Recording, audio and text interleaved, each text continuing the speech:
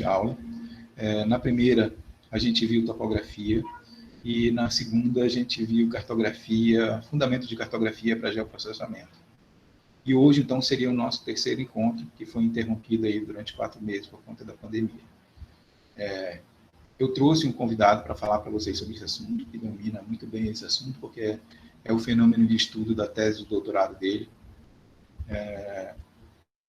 que é o Fábio, que é meu orientado do doutorado. Daqui a pouco eu vou passar a palavra para ele, ele se apresenta melhor e tudo mais. Mas, antes da gente entrar no tema da aula de hoje, eu só queria relembrar o que é que ficou para trás. Então, depois que essa pandemia se instalou, eu tive, e por conta dessas novas metodologias que a gente vai ter que utilizar para as aulas no formato remoto, eu acabei reprogramando as aulas. Então, e assim como as aulas que já tinham sido dadas, todas as outras também estão sendo reprogramadas, e para deixá-las mais sintéticas, mais curtas, para que vocês não tenham aqui aulas expositivas simplesmente por mais de 1 hora de vídeo, para não ficar cansativo para ninguém, mas que vocês tenham condição, assim, ainda assim, de buscar material e aprender e se aprofundar nas geotecnologias. Por conta disso, vocês têm lá na minha página, as 2 primeiras aulas foram refeitas e elas foram postadas lá. Inclusive, as 2 primeiras aulas têm 2 projetos. E aí, eu vou só aqui lembrar vocês da primeira aula. Vou apresentar aqui. Espero que todo mundo esteja vendo. Todo mundo está vendo aí, né? Que foi a aula de topografia. E na aula de topografia, a gente viu fundamentos de topografia, falei sobre os limites da topografia. Na verdade, foi uma revisão. A maioria de vocês, eu lembro que tinha um aluno apenas que não era da área, não tinha visto nada. Eu não lembro quem era. Quem foi esse manifesto? Sou eu, professor Francisco. Sou da área de administração. Ok. Então, eu lembro que Francisco não tinha visto topografia nunca, e que certamente ia precisar um pouco mais da ajuda de vocês. Eu até brinquei que Renatinha, por ter sido monitor de topografia, podia quebrar um galho e ajudá-lo um pouco mais, já que ele não era da área específica. Engenharia de transporte, tanto no mestrado quanto no doutorado, engenharia de transporte é uma área multidisciplinar. Então, a gente tem alunos de todas as áreas do conhecimento que tem que tangenciam os transportes. E, nesse caso, a gente tem o Francisco. No entanto, para se meter em engenharia de transporte, engenharia, então algum conteúdo básico dos cursos de engenharia há de se ter, e ele vai ter que correr atrás um pouco dessa limitação por conta da formação básica de graduação dele, que é um conteúdo que ele não viu. Ok, e aí, por conta disso, e pensando em alunos assim, tem essa primeira aula de topografia. Alguns alunos que vêm mesmo da área de engenharia já viram topografia faz muito tempo, e como ela é a geotecnologia básica de apoio para projetos de engenharia, eu começo com ela, mas é uma aula muito revisional mesmo, falando um pouco dos conceitos, onde a gente se encontra, isso serve para vocês também, os contatos, e-mail, página. Aliás, deixa eu ver aqui, aqui está meu e-mail pessoal, o telefone da minha sala, que não vai adiantar nada, porque a gente está com o DED fechado, o site, pessoal, onde vocês vão ver a maioria das informações, vídeo, aulas que a gente fizer, vou estar postando lá. E vocês têm agora também o meu telefone pessoal, que podem entrar em contato comigo por telefone ou por WhatsApp, à medida que vocês precisarem, quiserem. Tem a ementa da disciplina, topografia, e eu tentei varrer um pouco, falando muito rapidamente, sobre as coisas. Tem as 2 normas que a gente utiliza na topografia, a 13.133 e a 14.166.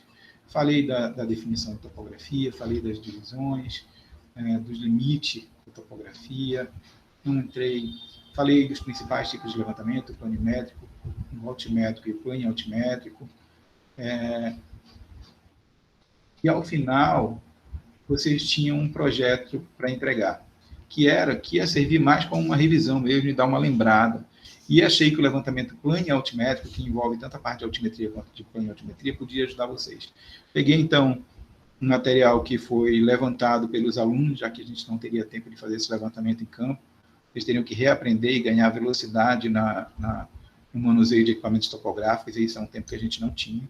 Peguei um levantamento que tinha sido feito dentro do campus do PSIL, Centro de Tecnologia por alunos de graduação, e passei os dados para vocês, deixando isso numa pasta do Google Drive. E aí vocês tinham um projeto para me entregar que varre esses tópicos. Como passou muito tempo, e eu não sei exatamente como é que foi a situação psicológica, de foco, de infraestrutura emocional, financeira de vocês durante esse tempo, eu vou dar um prazo para aqueles que não entregaram fazer novamente esse trabalho e entregar. Então, vocês vão ter, a partir de hoje, 2 semanas para me entregar esse trabalho que já foi passado na parte lá de trás. Ok para todo mundo? Bem, aí teve uma segunda semana de aula. Nessa segunda semana de aula, a gente viu geoprocessamento para cartografia. Repito, as aulas que estão disponíveis lá na minha página do DET, elas são as aulas que vocês tiveram, só que reformuladas para um padrão mais sucinto e mais dinâmico, para tentar motivar um pouco mais vocês elas têm menos texto, mais figuras e links, que é para dar condição de vocês estudarem um pouco mais sozinhos, dar uma certa autonomia para vocês durante esse período. E aí a gente teve um segundo encontro, que foi cartografia para geoprocessamento, onde eu falei da divisão da cartografia, falei um pouco sobre por que era importante a gente usar modelos em topografia, falei das formas e dimensão da Terra, onde a gente viu superfícies, aí, o geóide, o elipsoide e a superfície real. Mostrei falei sobre projeção cartográfica, a cilíndrica, a cônica e a plana. Falei que a projeção cartográfica oficial do Brasil é a UTM, me detive um pouco mais nela. Então, é um conjunto de informações. Falei da elipsoide Sirgas 2000, que acabou virando o sistema de referência para o Brasil e para as Américas, e as suas características, parâmetros geométricos. Falei sobre o EPM, a deformação, o fuso, as coordenadas, os tipos de coordenada diferentes, e no final passei uma outra atividade para vocês que eu chamei de Projeto 2, que tem a ver com manipulação. Tem dois enfoques desse projeto, que é, o primeiro, fazer vocês terem contato com ferramentas computacionais de transformação de sistemas e transformação de coordenadas, e aí disponho de dizer para vocês, falei do ProGrid, do MapGel, que vocês poderiam ter. E a outra é já começar a mexer um pouco na área de estudos de vocês. Então, temos alunos nessa turma, tanto da área de planejamento e operação de sistema de transporte, quanto da área de infraestrutura de transporte. E cabe aí uma pontuação de que, a depender se tese ou dissertação, e a depender da área que vocês estão fazendo, a pesquisa de vocês pode ter um enfoque mais observacional ou um enfoque mais... isso vale para o pessoal de planejamento, ou mais laboratorial, né, de ensaios de laboratório, onde vocês vão obter informações através de ensaios, de esforços amostrais dentro do laboratório, para poder desenvolver o trabalho de vocês. Nesse sentido, a área de estudo de cada um de vocês, assim como o foco do estudo de cada um de vocês, é diferente. E aí eu já queria que vocês aproveitassem ter que manipular dados cartográficos, transformações de mudanças e transformações entre sistemas e coordenadas, para se apropriar um pouco da área de trabalho de vocês, e aí pedir que vocês definissem, além de fazer o download dos programas, definissem também uma área de estudo, que podia ser um bairro, uma rua, um distrito, uma zona, uma cidade, uma região metropolitana, um estado, uma região, uma área onde vocês definissem como área de estudo, ainda que a tese ou a dissertação de vocês não esteja numa etapa que vocês tenham que definir isso, só para efeito de trabalho mesmo. E que vocês escolhessem 10 pontos nessa área, espalhados, distribuídos espacialmente, e fizessem a conversão utilizando as ferramentas que o IBGE disponibiliza. Bem, esse foi o segundo projeto, que também tinha um prazo para ser entregue quando a pandemia começou, e por conta disso eu vou dar para vocês 3 semanas para que vocês me entreguem esse trabalho, depositem lá na pasta do Drive esse segundo projeto. Ok? Vou voltar aqui com vocês, porque a gente já vai começar a aula de hoje, e queria saber se alguém... Professor, só tirar uma dúvida. Quem está falando? É o Francisco. Esse segundo projeto, o senhor tinha estabelecido duplas, né? Sim. Então, agora ficou individual, né? Por conta de... Vocês podem fazer em duplas se quiserem, mas acho que, dadas as condições da pandemia, ele se torna meio que inviável, a não ser que vocês estabeleçam uma comunicação de Meet de 2 aí, usem o Discord para fazer isso, ou o Meet para marcarem uns colegas de vocês. Vocês podem fazer em dupla, se quiserem, mas vão ter aí a dificuldade do encontro não presencial. Ok, Francisco? Professor. Ok, professor. Oi, quem mais? Oi, quem está falando? Professor, o Rui. Oi, Rui. Esse segundo projeto, a ferramenta, o software, pode ser o QGIS? Pode sim. Pode sim. Pode ser, né? Tá ok. Era isso. Obrigado. Então, ficamos acertados assim. O trabalho de topografia, o projeto 1 de topografia, de levantamento plano altimétrico e processamento de dados topográficos, vocês têm 2 semanas, e o projeto de cartografia e transformação de coordenadas, vocês têm aí 3 semanas para me entregar. Eu vou fazer uma tabela e eu vou disponibilizar também lá na minha página a data em que esses projetos precisam ser entregues, e aí vocês ficam acompanhando. Certo? E hoje, que era uma aula para ser dada quando a pandemia começou, a gente vai falar sobre fotogrametria, usando como recurso de coleta de dados uma plataforma aérea que a gente chama de RPA.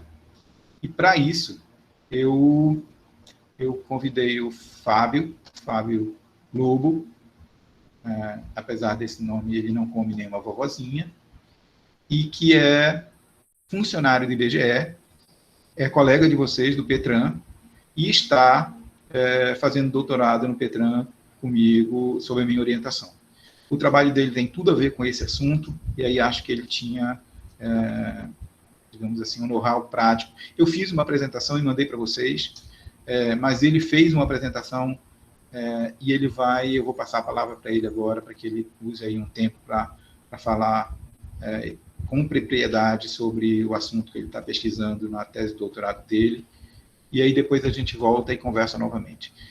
Desse trabalho, por motivos óbvios, desse assunto, dessa geotecnologia, a gente não vai ter nenhum projeto. Então, fiquem tranquilos que da aula de hoje eu não vou passar nenhum projeto para vocês. Ele vai ser mais informativo, e fica aí o convite para quem quiser utilizar a ferramenta, tentar aprender um pouco mais e tentar se familiarizar com esses conceitos e com esse ferramental, para que, se for pertinente como ferramenta na sua dissertação, na sua tese, aplicar, como vem acontecendo com alguns colegas de vocês, e a gente já teve algumas defesas minhas ou do Weber, utilizando esse ferramental como para coleta de dados e avaliação de alguns fenômenos. Bem, Fábio, vou abrir o microfone para você. Não tomem um susto. Opa, show. Eu vou fechar o meu aqui agora, fica à vontade, obrigado. E encerrar a apresentação também, não sei como é que é isso, como é que eu iniciaria a minha apresentação com a sua aí. Espera aí que eu vou tirar a minha. Tá. Bom, pessoal, boa tarde, né? Agradecer aí o convite do professor Uchoa. Como ele comentou, eu preparei, fiz uma apresentação, enviei para ele, muito provavelmente vocês receberam, e eu acabei atualizando essa apresentação e enviei agora para ele novamente, ele deve atualizar para vocês aí, tá? Eu vou encerrar fechar minha câmera aqui e deixar só a apresentação e o áudio. Aqui, tela, essa aqui.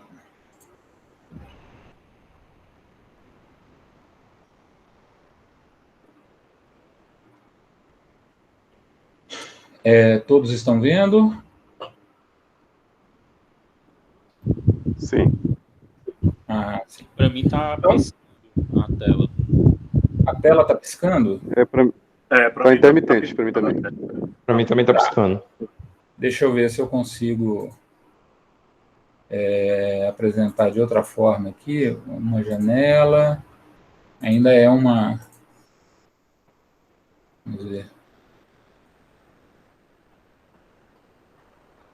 Melhorou? Sim. 100%. Então, Deu certo agora, tá ok. Então, fotogrametria RPAS, né? Meu nome é Fábio Carneiro Lobo e eu comecei aqui com um breve resumo e na apresentação que vocês receberam em PDF tem vários links, tá? O primeiro link que eu coloco aí é esse meu currículo Lattes, para quem quiser saber um pouco mais de mim, mas eu sou goiano, né, formado lá no IF de Goiás, em tecnólogo sensoriamento remoto. E como tecnólogo em sensoriamento remoto, a minha intenção sempre foi, e a minha vocação, é de trabalhar com geotecnologia e geoprocessamento. Então, aonde eu pude aplicar essas ciências, profissionalmente e academicamente, eu fui traçando o meu histórico, né? Então, eu fiz um mestrado em Ecologia e Evolução, onde eu apliquei geoprocessamento e geotecnologia para análise do espaço, e agora estou vinculado aí ao programa de doutorado em Engenharia de Transportes, com o SHOA, avaliando o potencial do uso de RPAS, né, para coleta de informações topográficas. Então, eu trabalhei 15 anos numa firma lá em Goiás, que a gente fazia a supervisão da conserva, né, rodoviária, e há 10 anos, em 2010, eu passei no concurso público do IBGE e atuo aqui nós temos aqui uma gerência de geodésia e cartografia, onde eu atuo na área de cartografia do IBGE. Bom, vamos começar com o conceito, né? Fotogrametria. Medir graficamente usando luz, né? Então, fotogrametria, de acordo com o Tomazelli, que é vamos dizer assim, é a grande referência em fotogrametria no cenário nacional, é um professor lá de São Carlos, da Unesp. Ele tem esse livro, né, chamado Fotogrametria Básica. Nesse link aí vocês têm acesso a ele, tá, ao livro.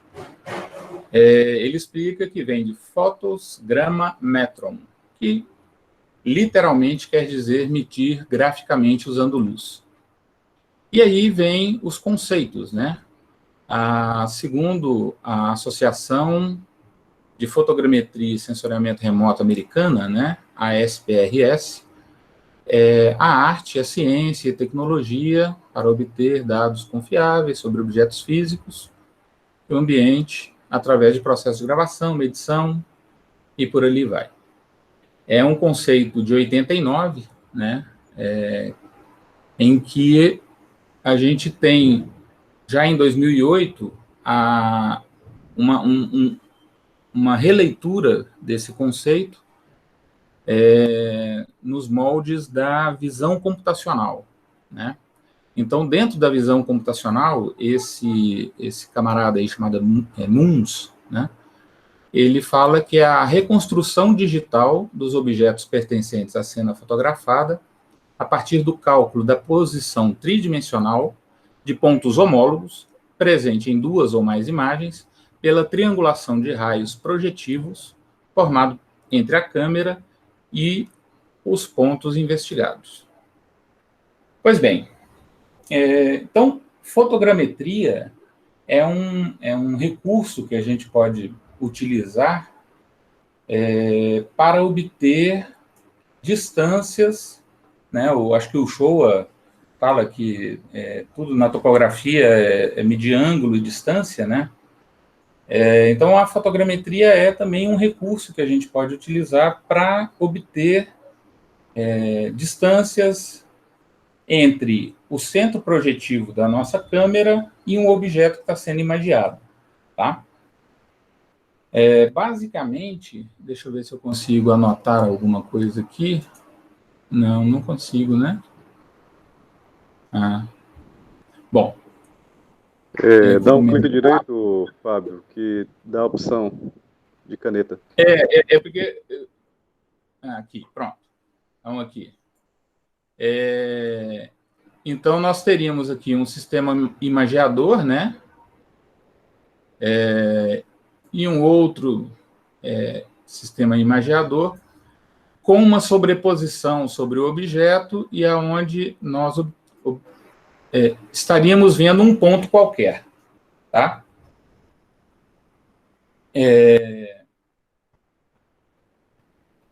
Um ponto visto por duas posições diferentes, ou seja, a gente tem que ter uma sobreposição de imagens, tá? Aonde, se a gente souber aonde nós estamos, da onde nós estamos vendo e de que forma, ou seja, qual a atitude que este nosso sistema imageador está tendo, a gente pode formar uma equação, tá? Então, são as bases matemáticas para determinar a posição daquele ponto, tá? Então, isso em triangulação, em fotogrametria, a gente vai falar que a gente necessita de uma orientação externa, saber da onde a gente está olhando, e uma orientação interna, saber como é que este raio de luz, né, sai do objeto e chega até o seu objeto, até a sua câmera, tá bom? Então, basicamente, nós temos duas fontes de luz possíveis de ser utilizada em fotogrametria. Uma luz é a luz gerada pelo seu pelo seu sistema imageador, né? Que a gente vai chamar aí de fonte ativa, tá? Então, nós temos os sistemas LiDAR, né, de laser, pulsos laser, em que ele emite uma luz no comprimento do laser e ele capta essa luz no comprimento do laser e ali ele calcula a distância entre ele e o objeto imagiado. Ou então nós temos a luz do Sol, tá? Então, na luz do Sol, a gente pega uma câmera, imageia um objeto, o Sol interage com aquele objeto, a gente capta a luz do Sol que interagiu com aquele objeto, e aí a gente tem a imagem formada, tá? Eu coloquei aqui um videozinho de como é que... Deixa eu ver... De como é que... Eu não quero mais comentar. De como é que acontece na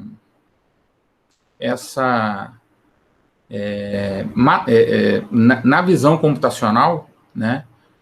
Como é que acontece essa captura, tá? Eu não sei se eu vou conseguir passar aqui para vocês. Deixa eu ver se... Eu acho que eu tenho que interromper, né, eu tenho que parar aqui, né? Deixa eu ver. Parar a apresentação e começar uma outra apresentação daquela...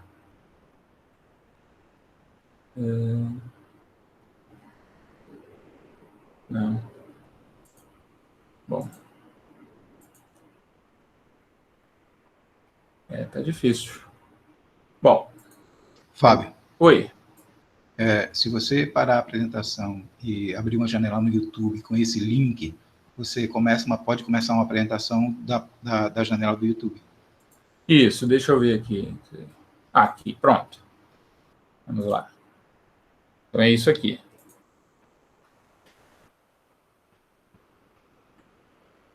Estão conseguindo ver? Sim. Então, dentro das ciências, dentro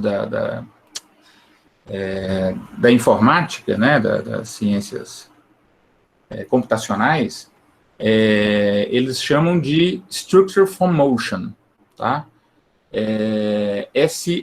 SFM é o código, né, é a sigla que se usa.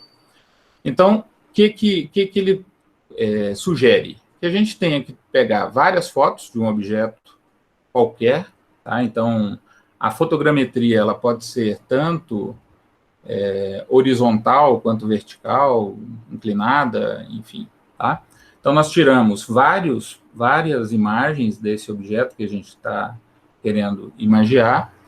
A gente encontrou uma série de pontos que sejam correspondentes entre as imagens. Então, a gente achou as sobreposições, tá? E, a partir dessas sobreposições, a gente obteve os raios de interseção desses vários pontos, tá? Então, um mesmo ponto... Deixa eu ver se eu paro aqui. Opa! Então, o que a gente está vendo aqui? Daquela série de imagens que nós tínhamos isoladas, a gente consegue formar uma série de equações, por exemplo, nesse caso aí, os raios de luz azuis, os raios de luz verdes, os raios de luz vermelhos aí, traçados nessa imagem, a gente consegue, pela intersecção deles, determinar qual a distância que eles estão do nosso centro projetivo, tá? Então, fotogrametria é ser capaz de gerar essa triangulação. E aí, o objeto que a gente obtém da fotogrametria é uma nuvem de pontos, tá? Muito similar ao imageamento laser. Quando a gente vê o imageamento laser, é também uma nuvem de pontos. Só que lá no imageamento laser, o ponto ele é formado diretamente, né? Ele mede a distância de acordo com o tempo que o raio laser demora para chegar até o objeto e voltar até a fonte, né? E aí, nos finalmente aqui, o que ele está mostrando é que a gente pode pegar esse conjunto de pontos que a gente coletou e formar uma superfície, né? Então, na sequência fotogramétrica, o produto gerado é a nuvem de pontos, né? E uma superfície a partir daquele conjunto de pontos. Então, vamos voltar lá.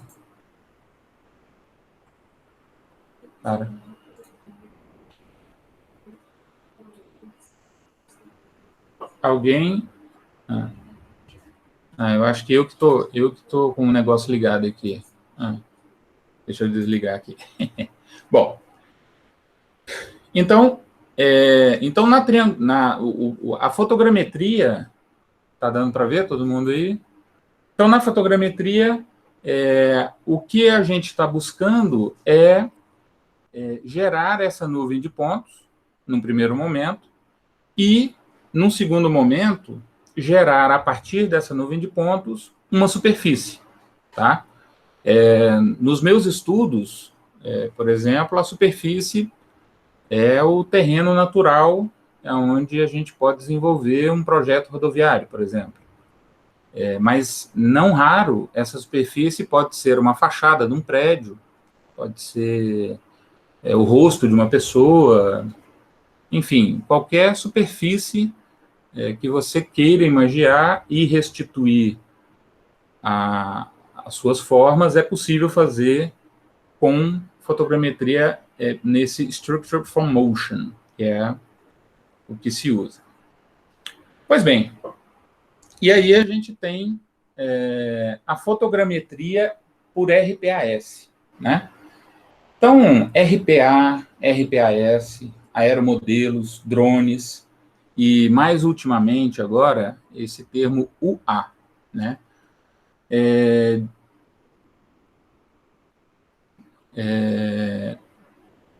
Que é Unmanned Aircraft, tá?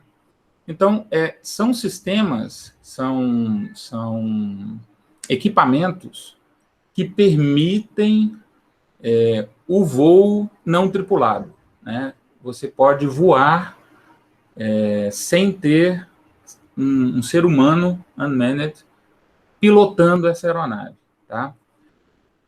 É pilotando? É pilotando, né? Então, de acordo com a ANAC e a Anatel e a legislação brasileira, nós temos que ter um piloto responsável pela operação, tá? Então, por mais que o equipamento ele seja capaz de realizar um percurso automatizado da coleta, né, sem a necessidade de você pilotar ela por um controle remoto, você faz uma programação dele, mas o piloto tem que ser identificado e tem que ser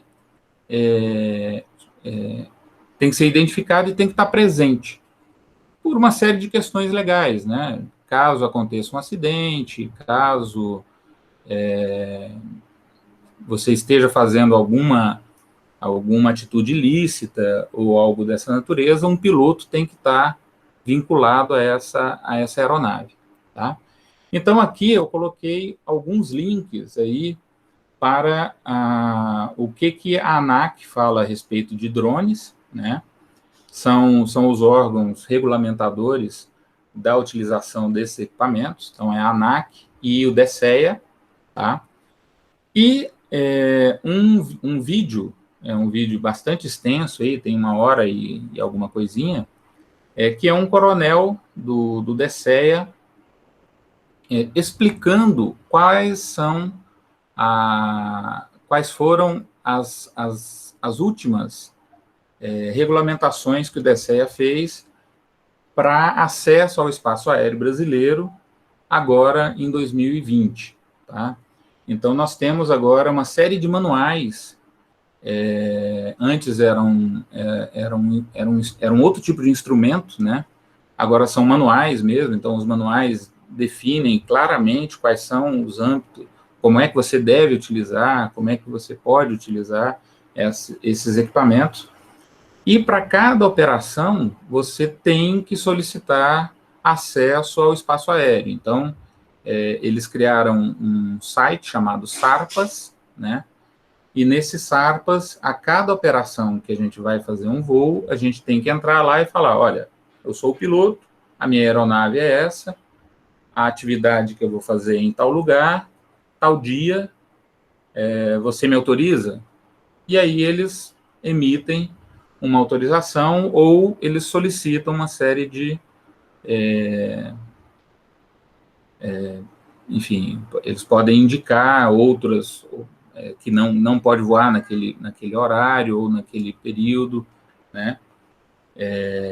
Eles têm a legitimidade de falar, de lhe orientar como é que você vai fazer, se você pode ou não voar, tá? Então, o RPAS, por que tem esse S ao final do RPA aí, né?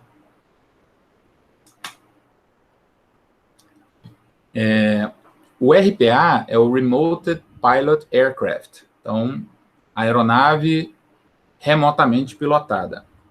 E o S, ele engloba todos os sistemas necessários para que essa pilotagem ocorra. Então, o rádio controle, um computador que você esteja utilizando, um rádio, um link de rádio, e por aí vai, você coloca tudo no S, que é System, tá?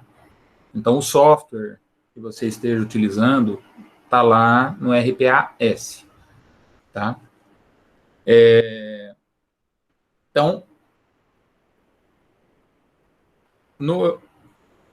por isso eu chamo sempre, nos meus textos, de RPAS, fica mais fácil para dizer que é o conjunto todo, incluindo aí os links de comando, né? Rádio e por aí vai, tá? Pois bem,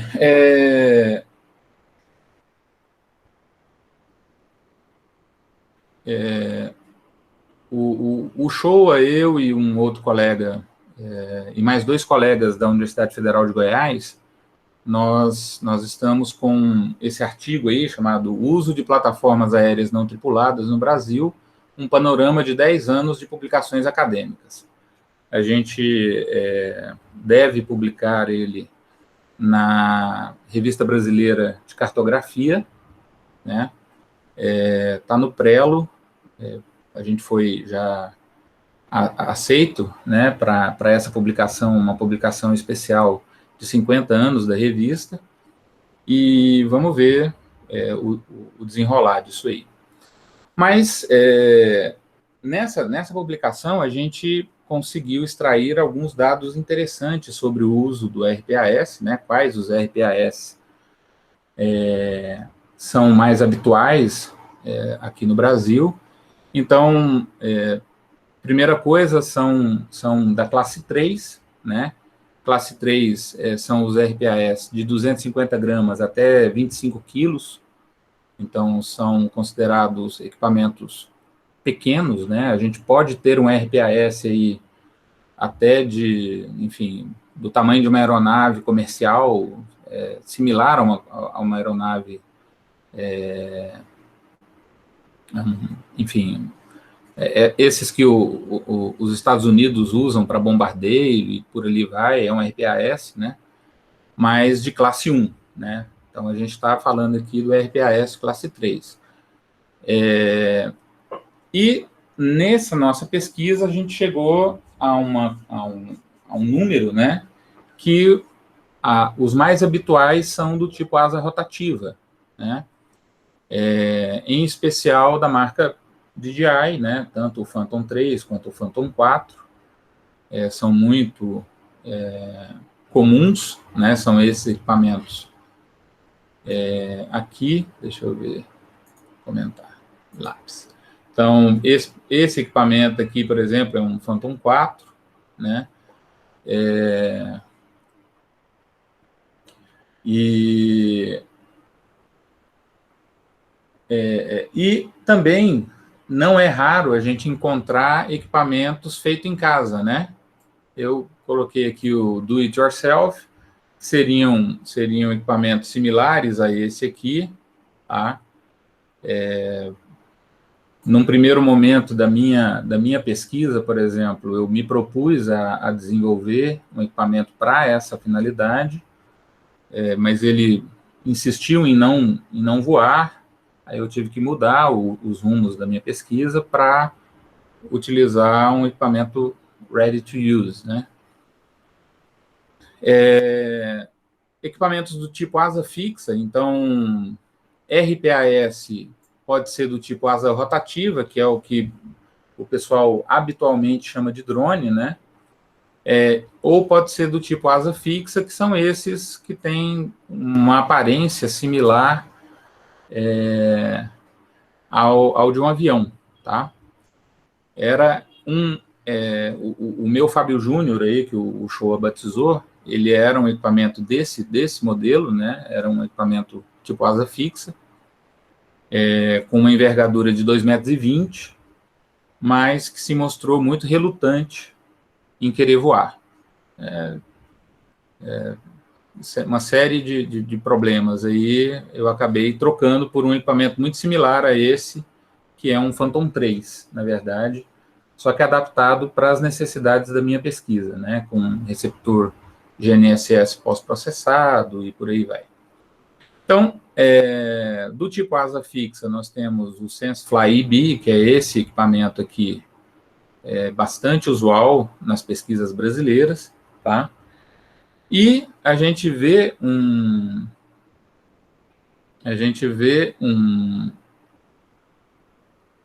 desenrolar dessa preferência por equipamentos do tipo asa rotativa de alguns anos para cá, né? Então, é um equipamento mais fácil de ser utilizado, de ser operacionalmente mais simples, né?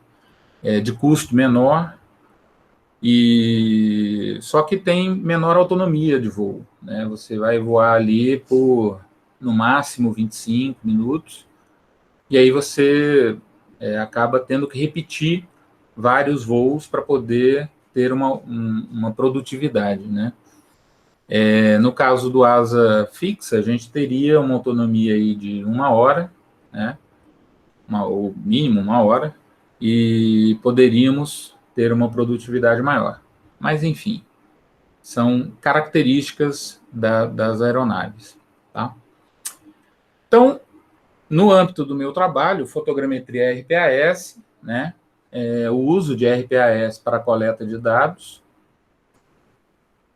No meu caso, eu vou usar sistemas de fontes passivas, né? A minha câmera é uma câmera RGB, mas existem equipamentos disponíveis no mercado que permitem o transporte, né, e a coleta de dados LiDAR, e existem sistemas intercambiáveis, em que você vai buscar o melhor equipamento, o melhor sensor de imageamento de acordo com a sua necessidade. Aí você pode intercambiar isso. Tá? Para a minha pesquisa, né, eu estou pesquisando, então, para a área de engenharia, então a gente pode obter um dado de fotogrametria por RPAS sem verificação e sem correção. Então, esse dado, sem verificação e sem correção, ele é visualmente coerente, ou seja, quando você vê um mosaico gerado por um voo sem verificação e sem correção, ele está todo contíguo, né? Ele não tem falhas e tal, porém, ele tem erros que não nos permitem utilizar esse equipamento para engenharia, tá? A gente tem a possibilidade de verificar a qualidade desse equipamento, dessa fotogrametria, desse processo, pelo padrão de exatidão cartográfica, né, que nós temos uma versão atualizada, que é o PEC-PCD. Lembrando aqui que o PEC é a normativa oficial e regulamentar da cartografia nacional para a qualidade. Então, o PEC-PCD, ele não é um decreto de lei, tá? Então, a gente pode seguir o PEC-PCD, mas tem que remeter legalmente sempre ao PEC, tá? E para que a gente faça essa verificação, a gente é demandado, exigido e obrigado a usar pontos de controle. Tá? Então, que são pontos de controle? Pontos de controle são marcações ou elementos visíveis nas imagens em que a gente tenha a coordenada tridimensional conhecida. Tá? qual que é a diferença de um ponto de controle para um ponto de checagem? O ponto de controle, ele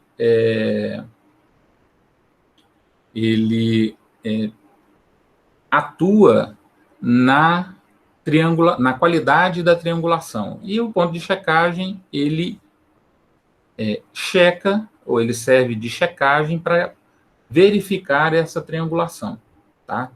Então, a gente tem, tradicionalmente, a gente tem que coletar pontos de controle e pontos de checagem o suficiente e bem espalhados ao longo da sua área de cobertura para poder verificar a qualidade pelo PEC, tá? Então, por exemplo, o DENIT, ele recomenda que a gente utilize PEC classe A, que é o mesmo PEC PCD classe B, tá? Essa é a relação entre os dois, na escala 1:2000. Então, para que a gente possa provar que o nosso produto tem qualidade pelo PEC, e é o que o DENIT solicita, a gente tem que ter pontos de controle. Bom, outra possibilidade que a gente tem de verificar a qualidade do nosso posicionamento do equipamento e da nossa fotogrametria é pelo posicionamento do equipamento RPA. Tá? Então, esse é um outro método, né? Ao invés de você ter um ponto de controle no solo, você vai colocar um controle do posicionamento da aeronave. Tá? E aí a gente tira a necessidade dos pontos de controle para executar a triangulação. A gente vai já sair do ponto conhecido da onde a gente está imaginando o nosso objeto. Tá? E aí a gente tem duas possibilidades para que a gente possa implementar o posicionamento da aeronave para dar qualidade ao posicionamento da aeronave. Um chama pós-processamento, chama-se PPK, tá? E o outro é RTK, que você, com um equipamento instalado no momento da coleta das informações, a gente teria a qualidade do posicionamento em tempo real. Tá? Então, essa é uma das funções da minha tese.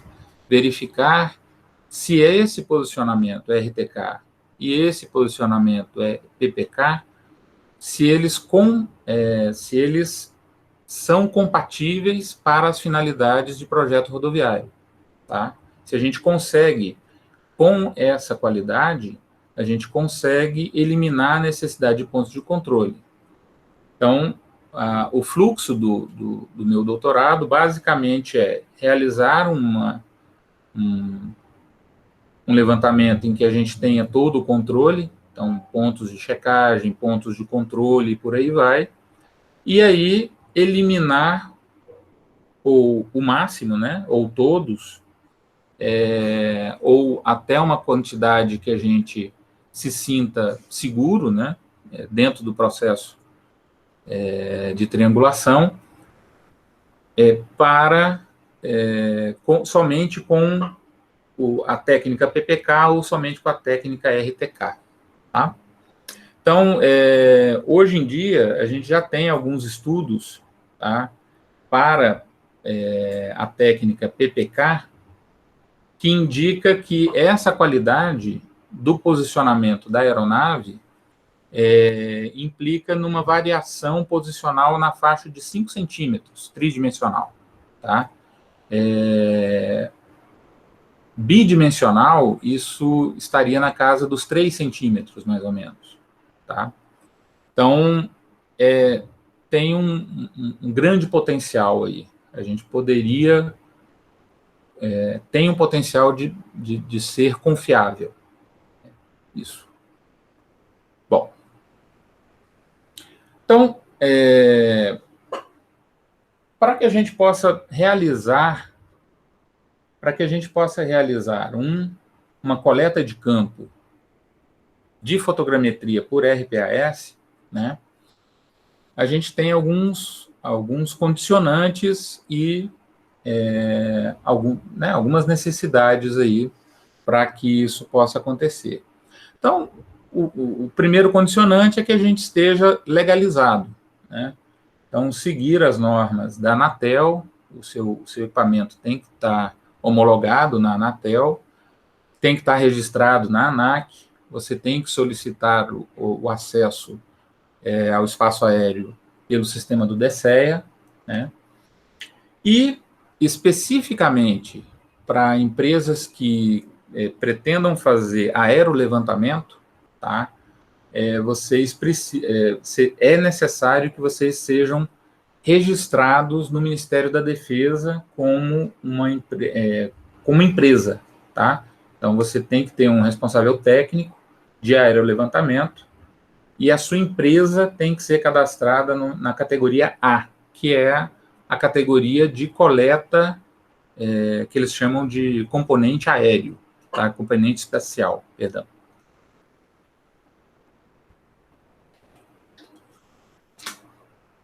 Pausa para a água.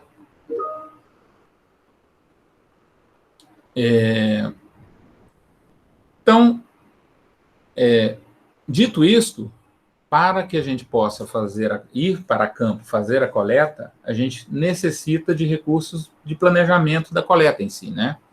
Então, saber das características do seu equipamento, né, tempo de voo, se você vai precisar quantas baterias para aquela atividade, link de rádio, se você vai ter que mudar a sua base, se você vai poder, enfim, são características que necessitam de capacitação e treinamento, tá? Você precisa estar em condições climáticas favoráveis, tá? Então, os equipamentos não aguentam, eles têm um limite de operação que varia de acordo com o vento, né?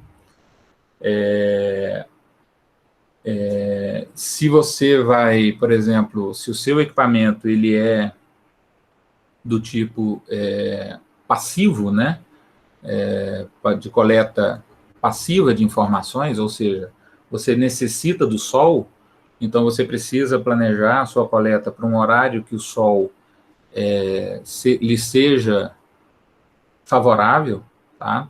Que não tenha sombra, que não tenha, enfim, não no final da tarde e por aí vai, tá?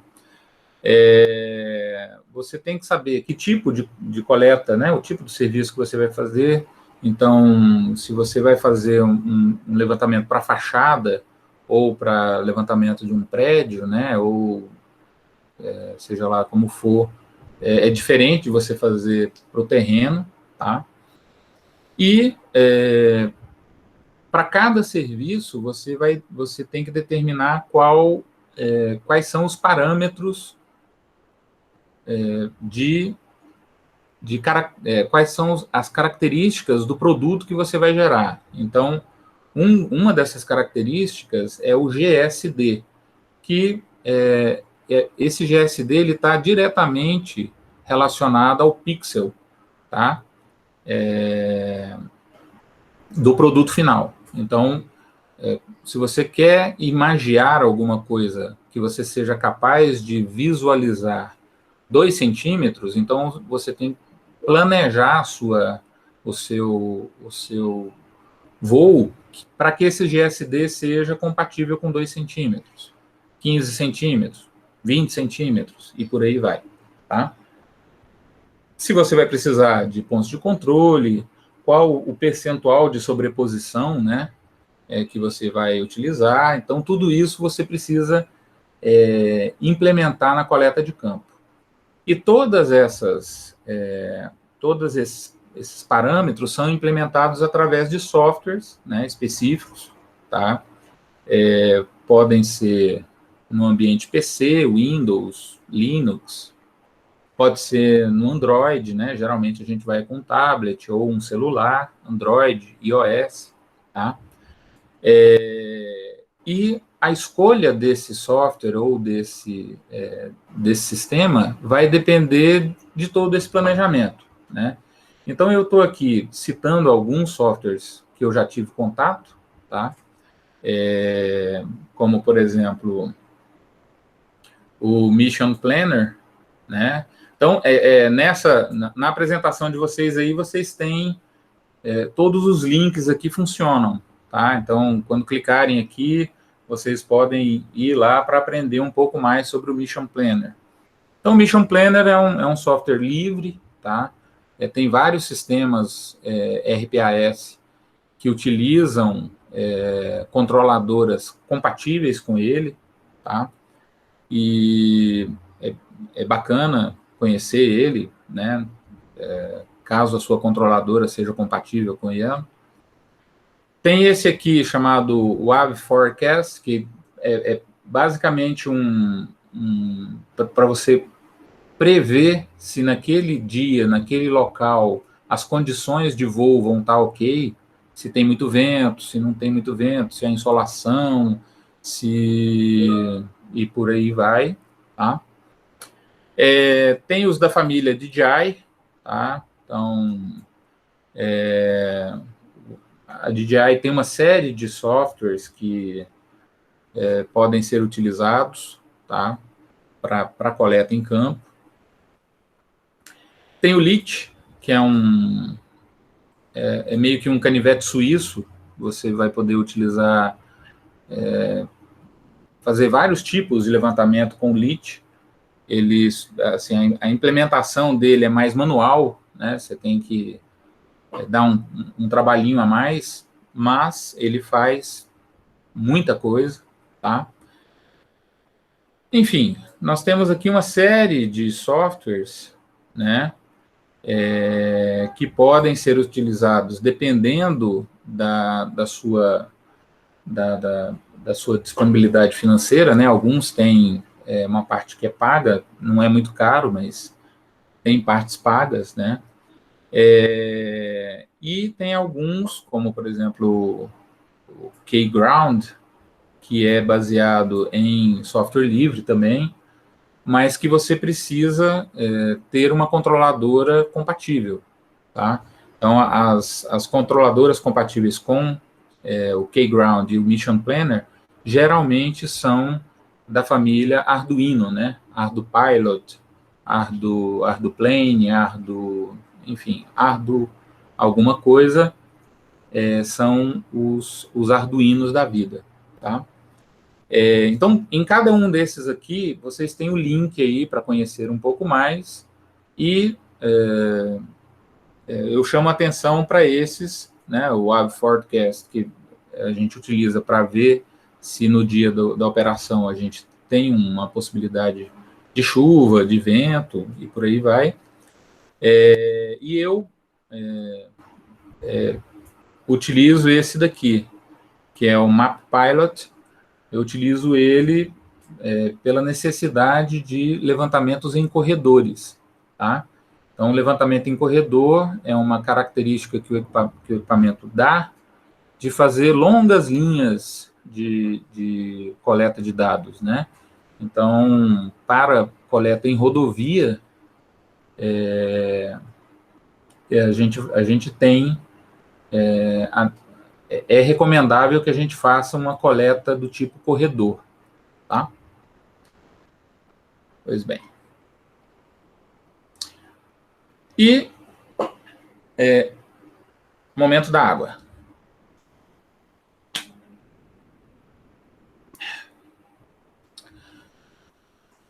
Bom, então, Oi, pois não. Só para dizer que a última vez que eu vi alguém fazendo por causa de água foi na quarentena.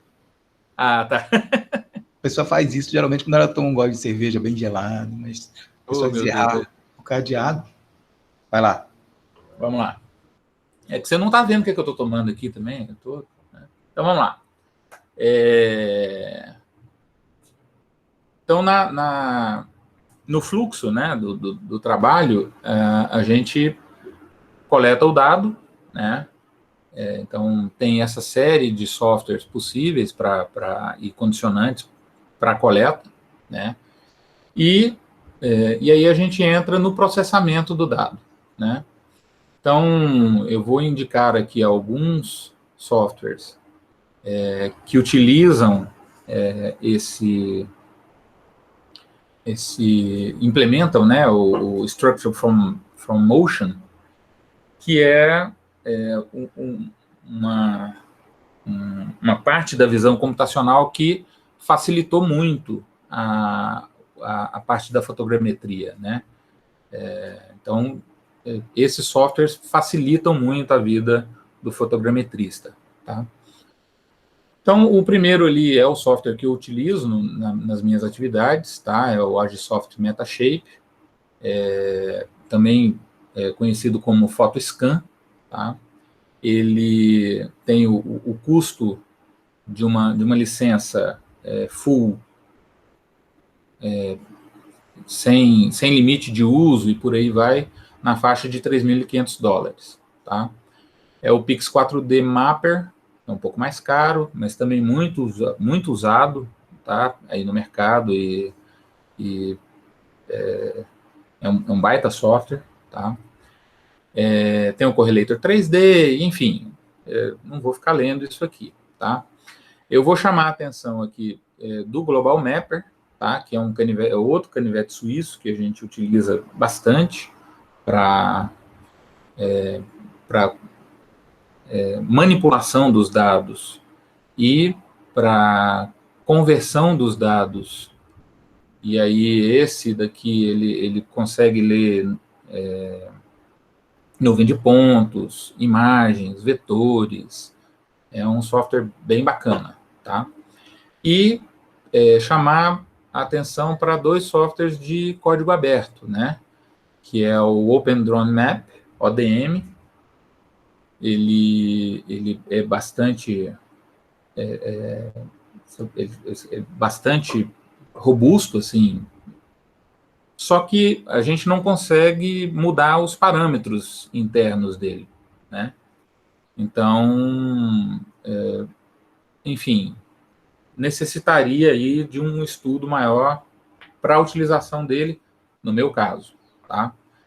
E um outro, que é o iFoto, que é uma estação fotogramétrica desenvolvida pelo pessoal da UFRJ, e também é gratuito, tá? Então, todos esses aqui, vocês vão ter os links aí para as páginas deles, tá? Só que o iFoto faz um processamento convencional, né? Você tem que ir lá e indicar pontos homólogos e tal, é um processo mais doloroso, vamos dizer assim, tá? Outra questão que é possível, né, é você, ao invés de processar isso em uma máquina local, em que você tenha que ter uma máquina parruda, né, enfim, esse processamento, ele demanda muita memória, em especial memória GPU, que é a placa de vídeo, tá? Você pode fazer isso terceirizando o equipamento, né? Então, alugar uma máquina virtual, né? Fazer um processamento na nuvem, online. Então, temos aqui no Brasil o MAPA, que é um sistema de processamento fotogramétrico na nuvem, tá? Eles são devotados a produtos para agricultura, né? Então, aqui um adendo, né? Muitos dos equipamentos e dos estudos hoje no Brasil nessa área são devotadas à área de agricultura de precisão e por ali vai, tá? E aí você pode contratar um plano lá de processamento com eles na faixa de R$ 4.800 por ano, com um determinado X número de fotos por mês e por processamento. Aí tem que ver direitinho lá qual o plano que melhor te cabe. O Pix 4D já tem o Pix 4D Cloud, né? Tem aí os custos e os planos. O Metashape está tentando implantar isso aí. Eu tentei processar algumas coisas nesse meta, né, meta-shape, online, mas não obtive muito sucesso, o sistema trava, cai, você perde dados, enfim, foi meio frustrante a minha experiência, tá? E tem o Open Drum Map, né, que ao invés de você instalar o Open Drum na sua máquina, você pode pedir para eles processarem na máquina deles lá, que é o Cloud ODM, e aí, de novo, você não tem controle dos parâmetros de processamento, né? No meu caso, não valia muito a pena. Bom, voltando aqui no nosso artigo, né? A gente vê que do pessoal que fez produtos acadêmicos, né? Então, lá, as monografias, né? Tanto mestrado, doutorado, como graduação, a grande maioria utilizou a visão computacional, ou seja, softwares que implementavam esse Structure from Motion, tá? Então, a grande maioria utilizou. Outros utilizaram outros sistemas mais antigos, inclusive o eFoto, né? Eu não vou falar antigo, mas com outros parâmetros, né? E é uma tendência, né? A gente vê aí que é uma tendência de utilização bastante forte desse tipo de software que usa visão computacional. E lá nas monografias, os softwares mais comuns eram o Metashape e o Pix 4D. Tá? Então, aqui, perdão, aqui é um exemplo, né? Eu processei um conjunto de dados que foram coletadas aqui pela Strata Engenharia, né? Eles estão supervisionando a obra de duplicação desse trecho aí, tá? E eles me cederam os dados para processamento. Então, foram 1.000 e tantas fotos, né? 1.100 e tantas fotos. Eles coletaram 78 pontos de controle, né, ao longo do trecho. Essas 1.000 e tantas fotos foram obtidas com o uso de 2 sistemas de RPA, né, o Mavic Pro e o Phantom 4. Então, dentro desses sistemas fotogramétricos, né, o meu aqui, por exemplo, o Metashape, você pode processar tanto imagens com resoluções diferentes, tá? O sistema é capaz de dar uma solução para isso. Foram 7 voos, né? Então, eles foram a campo, coletaram uma parte, foram em outro momento, coletaram outra parte. De voo mesmo foram 2 horas, mas a operação deles não era dedicada, né? Então, eles iam e aproveitavam, hoje dá, coleta aí e tal. Cederam esses 7,5 km, mais ou menos, 7,6 km para processamento, tá? E dentro do Metashape, a gente conseguiu obter essa qualidade, né? Uma triangulação do tipo classe A, PEC, PCD na escala 1:1000, o que é muito bom para a finalidade de projeto rodoviário. Está muito, muito bom. Curvas de nível classe A também, compatíveis com a equidistância de 1 metro. Tá? E aí eu parti para uma comparação entre o produto que a gente gerou na fotogrametria para o produto que foi gerado pela coleta em campo com estação total. tá? E aí a gente percebe nesse gráfico aqui em cima, por exemplo, ó, tá? Esse produto CAD20 aqui é um produto derivado da coleta em campo, tá? Esse MDT20 é um produto derivado da restituição fotogramétrica, tá? Os dois aí estão correlacionados de acordo com essa equação, tá? Então, o que a gente pode dizer? Que eles têm uma grande correlação, né? Uma enorme correlação, né? Não dizem respeito à mesma superfície, e nem era de se esperar que fosse, né? São dois modelos totalmente independentes, mas que guardam entre si uma correlação altíssima, tá?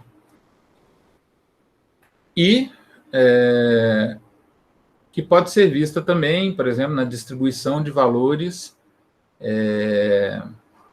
da diferença entre os dois modelos, né? Então, a gente primeiro vê que eles guardam uma grande correlação e que entre eles há uma diferença, nesse caso aí do gráfico, entre mais ou menos uns 3 metros, a grande maioria dos pixels de um e do outro tem a mesma diferença. Então, o que a gente poderia dizer é que esses dois modelos estariam muito próximos de serem paralelos entre si, porém, 3 metros de distância do outro, tá? É mais ou menos o que o estudo está apontando, tá? Então, essa é a parte boa, né? A gente consegue, melhor, 2 metros aqui, né? 3 metros, tá? A gente consegue perceber, pelas estatísticas dos modelos, que eles guardam uma grande correlação e que estão distantes um do outro aproximadamente 2 metros. Pois bem, e aí a gente entra também em problemas, né? Alguns problemas que o processo fotogramétrico pode nos induzir, né? Vamos por assim dizer. Então, a qualidade varia de acordo com a qualidade do MDT, filtragem dos pontos de solo. Bom, essa qualidade aqui, o show adora quando eu uso muita qualidade, então eu exagerei na qualidade aqui, tá? Mas, enfim, o que aconteceu aqui, né? A gente vê que o X e o Y, tá? Então, aqui, novamente, isso aqui é fotogrametria, isso aqui é campo, tá?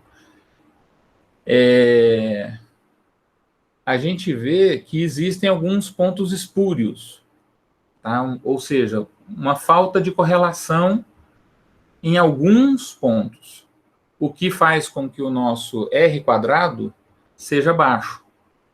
Tá? Então, aqui nós temos um R² baixo, mas a gente tem uma correlação ainda alta, né? O X e o Y guardam uma correlação alta aqui. Tá?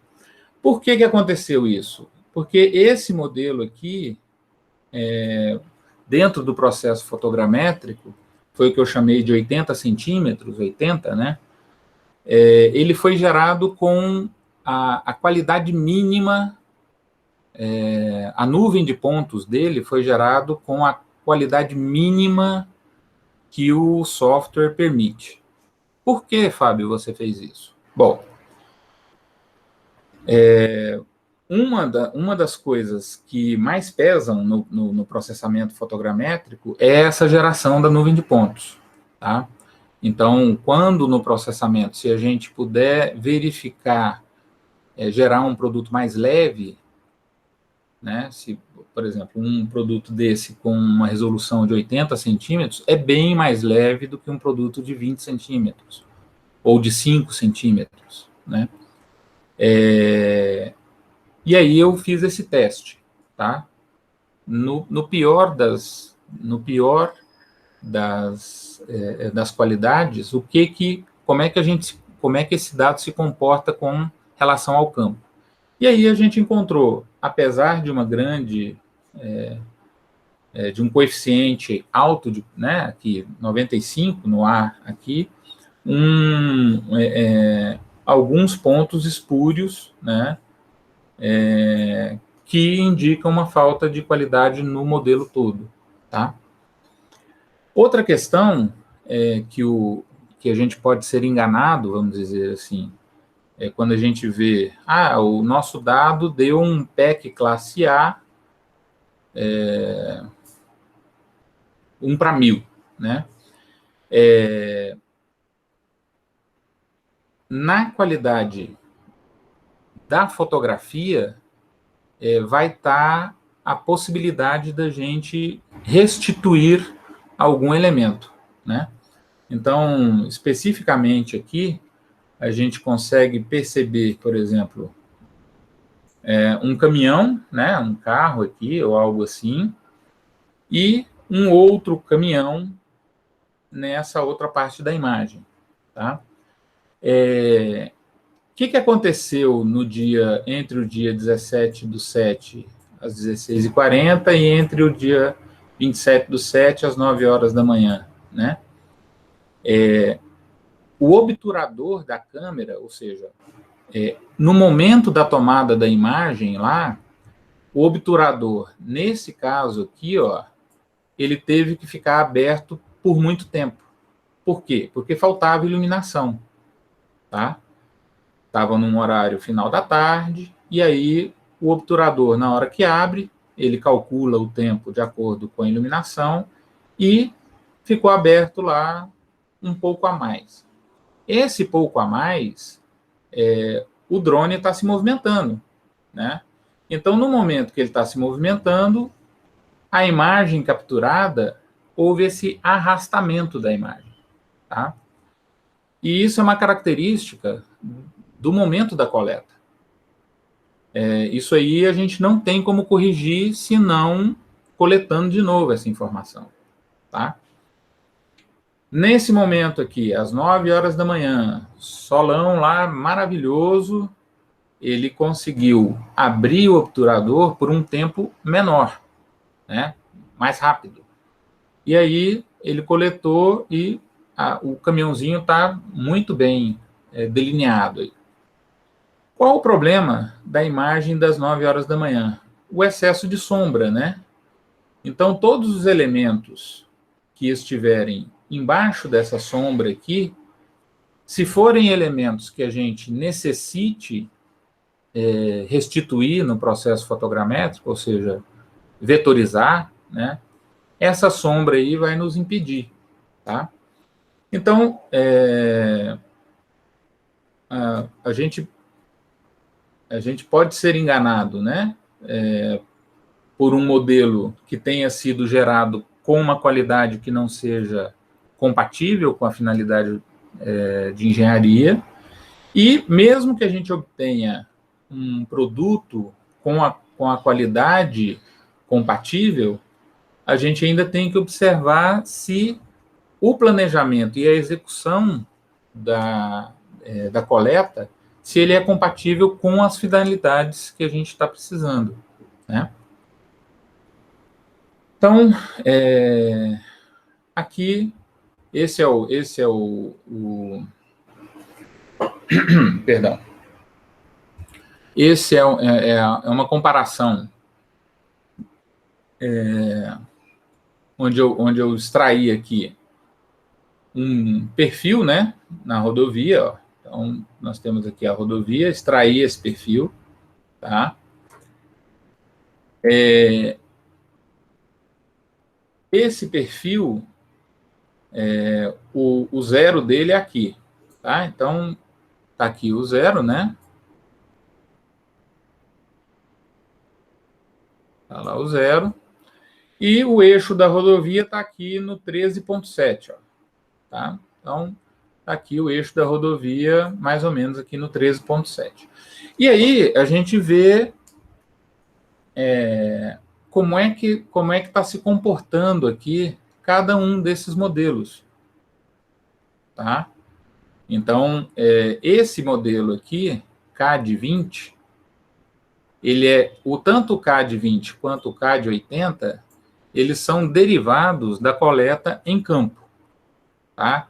Eles foram gerados por interpolação dentro do civil, né? Do CAD Autodesk Civil. Eu exportei de lá com a resolução de 80 centímetros, o outro eu exportei de lá com a resolução de 20 centímetros. Tá? Então, eles guardam entre si uma grande correlação. Né? Por quê? Porque dentro da modelagem feita no civil, da coleta de dados de campo, a qualidade se mantém de acordo com a escala do produto. Né? Você pode tirar lá da escala 20 centímetros, 2 centímetros, 1 centímetro, seja lá como for, o civil ele mantém uma qualidade coerente. No caso do processo fotogramétrico, quando eu pedi um modelo de 80 centímetros e outro de 20 centímetros, a gente pode ver que há uma degradação muito grande aqui na qualidade dos dois. Né? Então, esse modelo de 80 aqui, ele não guarda muita correlação com o campo. Né? Então, seria algo aqui assim, né? E ele come, enfim, ele não tem qualidade. Tá? Pronto. Esse produto não daria para ser utilizado. Né? Mas, quando a gente vê o produto que foi gerado com uma resolução de 20, a gente observa uma série, primeiro, uma grande correlação entre os dois, né? Altimetricamente, aqui a gente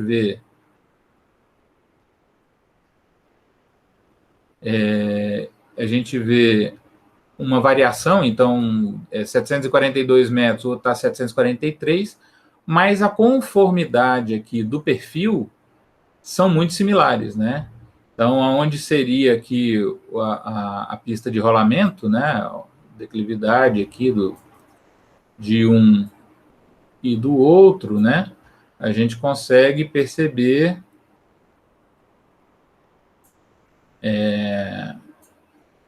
uma correlação boa entre as duas, né? Essa correlação boa, eu vou gerar isso numericamente, por enquanto está visualmente aqui, tá? Então, com o produto CAD 20 aqui, né, perdão, com MDT 20, a gente conseguiu gerar um modelo digital de elevação do terreno muito similar ao que foi levantado pelo pessoal em campo, tá? E aí tem alguns momentos aqui que um modelo é diferente do outro, né? Então, ali no CAD, no campo, o pessoal viu essa inclinação aqui, o modelo não viu, né? Mas são modelos diferentes, né? São coletas diferentes, tá? Bom, era isso que eu tinha para apresentar, né? Fica aí o meu e-mail para quem quiser entrar em contato. E eu teria aqui uma apresentação da tela do meu computador, né? Eu deixei aqui alguns softwares abertos, só para demonstrar o que é isso dentro do Metashape ou dentro do Global Mapper. Não sei como é que está o nosso tempo aí, se daria tempo para fazer isso. Fábio, Sim. a gente está com o tempo meio estourado, mas vou abrir agora para os alunos que tiverem alguma pergunta, e aí quem tiver um interesse maior no assunto pode entrar em contato direto com você. Perfeito. Tá certo? Então, Beleza. só um minuto. Alguém tem alguma pergunta, alguma colocação, Durante a tua fala, só para você ter ideia, e esclarecendo aos outros, a gente tem uma dificuldade imaginem que se software é caro, equipamento também é caro. Sim. Encontrar uma obra que está sendo duplicada, uma rodovia que está sendo feita, conseguir o levantamento topográfico e conseguir o sobrevoo nela, para que a gente possa fazer essa análise comparativa, não é muito fácil, não é muito simples, não é muito barato. Quando a Strata forneceu os dados, o Fábio, na verdade, tem uma coleta programada para fazer, que era para ser feita quando a pandemia começou e acabou que ela foi adiada também. Mas durante a tua fala, um dos alunos da turma, o Venescal, disse que trabalha na Strata e que a Strata tem também sobrevoo feito de uma rodovia e tem material e pode ajudar na pesquisa. Então já fica aí. Opa, maravilha. Agradeço. Agradeço, sim. Facilitar a coleta e a análise de dados. Bem, na realidade é na Acertar, tá, professor? Isso, na Acertar, desculpa. Então, eu estou, sim, à busca de empresas que tenham interesse, né, em participar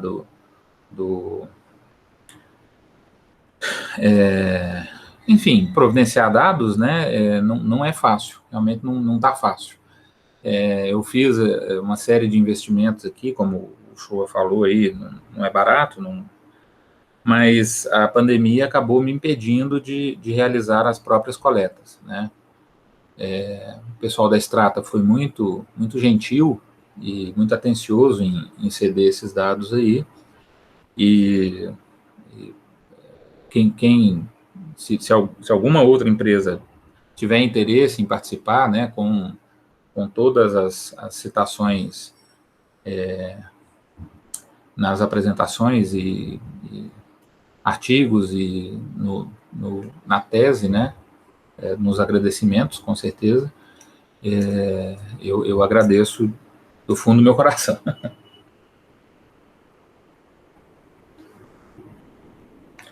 Bom, é isso, pessoal. Alguma dúvida, algum comentário? Ninguém postou perguntas aqui. Certo. Digamos assim, a gente tem pessoas de diferentes... Não, dentro da turma, a gente tem pessoas com diferentes formações, né? Certo. Tanto de planejamento quanto de infraestrutura, e a gente tem Francisco, economista, Administrador, professor. Administrador, imagine, para um administrador Sim. assistir a uma apresentação como essa, daí ele deve ficar meio maluco de vez em quando. Ele deve ter visto os preços, né? Os preços... Não, é bem interessante, né? Mas assim, fica muito longe da minha realidade de como eu estou abordando minha monografia, né? Eu imagino. Mas é muito bom ter noção de como é feito todo esse dinamismo da área por fotografia, né? Pelos pontos de luz, como pela configuração dos pontos que é feito, né? A partir da fotografia e escalado, né? Opa! Então, e aí eu vou disponibilizar agora, essa já é a quarta aula que eu estou dando essa semana, nesse formato, e eu sempre fico os alunos sempre ficam muito calados, os da graduação, eu não sabia que os da pós-graduação também iam ficar calados assim, mas eu fico imaginando que vocês adquirem muita informação, fica aí mexendo com o tique e o teco de vocês, e num dado momento, se a tecnologia apresentada for uma ferramenta utilizável para o trabalho de vocês, fica aí o Fábio e eu à disposição para tentar ajudar. Tá certo? Fábio, obrigado. Opa. Eu já atualizei lá a sua apresentação na minha página para que os alunos façam o download. E também vou colocar você em contato com o Venescal para que vocês acertem uma reunião, um encontro. Beleza. Maravilha. De dados. Tá certo? Valeu, pessoal. Muito obrigado pela paciência e pela atenção. Obrigado, Fábio. Obrigado, pessoal, Fábio. Pessoal, como eu disse para vocês, nesse assunto não haverá um trabalho para vocês fazerem, porque, como vocês perceberam, a gente ia precisar de softwares específicos, de dados específicos, de características de hardware específica para poder processar esses dados. Não é qualquer máquina que lê milhões ou bilhões de pontos que são gerados pelo processamento aerofotogramétrico. Então, fica muito mais mesmo E por isso eu fiz questão de que o Fábio viesse aqui e, para além de uma apresentação formal e apenas mostrando para vocês alguns conceitos, ele pudesse mostrar uma aplicação direta do que ele está fazendo na tese dele. Então, é isso. Na semana que vem a gente se encontra e eu vou disponibilizar antes da aula o próximo assunto, que tem tudo, aliás, tem tudo a ver com esse, que é também imaginamento por luz, mas agora feito através de uma outra plataforma, que é a plataforma Orbital. Imagens geradas a partir de satélites. E aí eu estou pensando... Eu acho... alguém aí fala em nome da turma, ou alguém fala em nome da turma. O que é que vocês acharam desse formato de eu trazer, além de disponibilizar a matéria para você, também trazer pessoas da área específica para mostrar o que fazem, com o pé lá no campo, para ajudar vocês a compreenderem o que é que está sendo falado. Alguém quer falar? Desbloqueie o microfone. Eu acho que sempre a abordagem, professor Shoa Regis, acho que sempre a abordagem prática aliada à teoria, ela nos dá uma compreensão mais fácil, né? Principalmente nesse formato remoto, que a gente não tem aquele contato ali e realmente a interação ela é menor. Eu acho muito interessante porque, no caso especificamente do Fábio, não sei se a gente foi privilegiado por ele ter um conhecimento excepcional do material que ele apresentou. Quer dizer, ele tanto tem uma didática muito boa, né, explicou muito bem em relação ao trabalho da tese dele, como os fundamentos teóricos, né, o passo a passo de uma forma muito simples e de fácil compreensão. Né? Então, se os demais que o senhor imagina aí convidar para fazer esse tipo de abordagem seguirem essa mesma linha, eu acho bem interessante.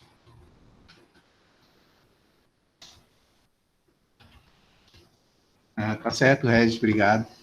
Adorei a falsidade. Fábio, fica aí o agradecimento de toda a turma. Gostaram do que você falou. De fato, você fala muito melhor, muito bem sobre o que você domina com propriedade. No mais, agradecer a todos e a gente se encontra na semana que vem com um encontro sobre sensoramento remoto orbital, que é uma outra geotecnologia, que tem tudo a ver com essa que a gente falou hoje, mas que usa softwares diferentes, plataforma diferente, tem uma visão um pouco diferente, até porque as aplicações também são um pouco diferentes em função das escalas das imagens geradas. É isso, pessoal. Fiquem bem, fiquem em paz, fiquem com saúde e a gente se encontra na semana que vem. Dessa aula vocês não vão ter um projeto. Tá bom, professor. Até mais. Até mais. Até semana que vem, professor. Tchau, Tchau. Tchau, professor. Tchau. Tchau.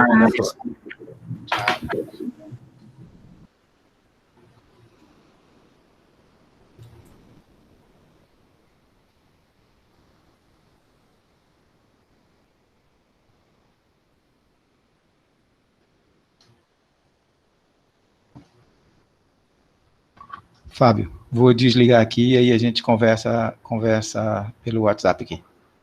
Pode ser, pode ser.